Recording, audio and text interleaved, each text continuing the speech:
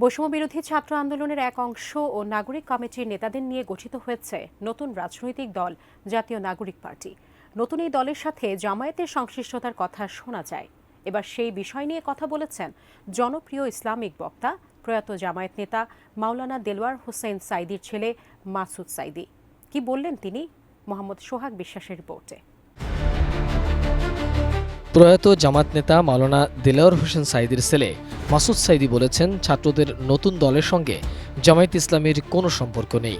তাদের দল গঠনে জামায়াতের কোনো ভূমিকা নেই। মঙ্গলবার দুপুরে পিরোজপুর সদর উপজেলা পরিষদের শহীদ ওমর ফারুক অডিটোরিয়ামে সাংবাদিকদের সঙ্গে এক মতবিনিময় সভায় প্রধান অতিথির বক্তব্যে তিনি এসব কথা বলেন।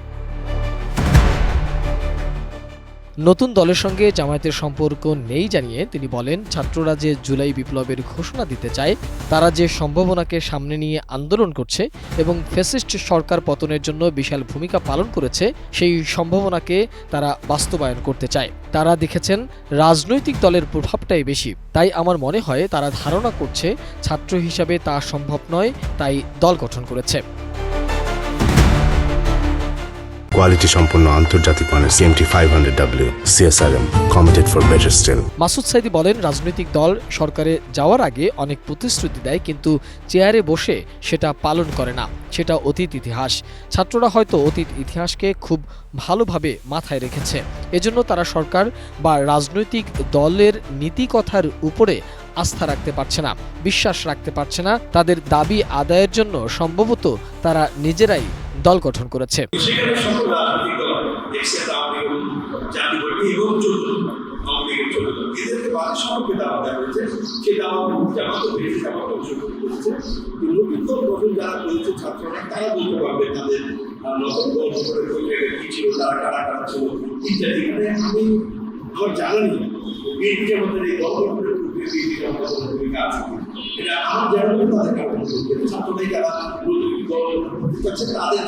আমি বুঝতে পারি মাই আন্ডারস্ট্যান্ডিং ইজ যে ভারতের জুলাই বিপ্লবের ঘোষণা দিতে চায়, তারা যে একটা সম্ভাবনাকে সামনে রেখে গণবিপ্লব অংশগ্রহণ করেছে এবং এই ফ্যাসিস্ট গভর্নমেন্টকে যে তারা পতনের ক্ষেত্রে বিশাল ভূমিকা পালন করেছে, তারা এই সম্ভাবনা বাস্তবায়ন করতে চায়।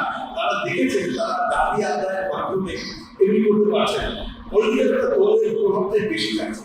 আমার ধারণা এই জন্য পলিটিক্যাল দলের সাথে আবেদিত হচ্ছে, কারণ যে সংস্কারের কথা তারা বলছে, এই সংস্কার এদের ছাড়া অতটা সম্ভব না, অথবা আমাদের এরা কথা বলতে পারছে না। আর বাংলাদেশের অতীতে আমরা যেটা দেখেছি, গভর্নমেন্ট যদি থাকা অবস্থা অনেক প্রতিশ্রুতি দেয়, যাওয়ার আগেও দেয়, চেয়ারে বসে কথা বলে। সেটা আমাদের অতীত ইতিহাস। ছাত্ররা হয়তো ইতিহাসটাকে খুব ভালোভাবে মাথায় রেখেছে, এই জন্য তারা গভর্নমেন্ট অন্য রাজনৈতিক দলের এই নীতিকথা অথবা এই লোকের আশ্বাসটাকে আস্থা রাখতে পারছে না, বিশ্বাস রাখতে পারছে না।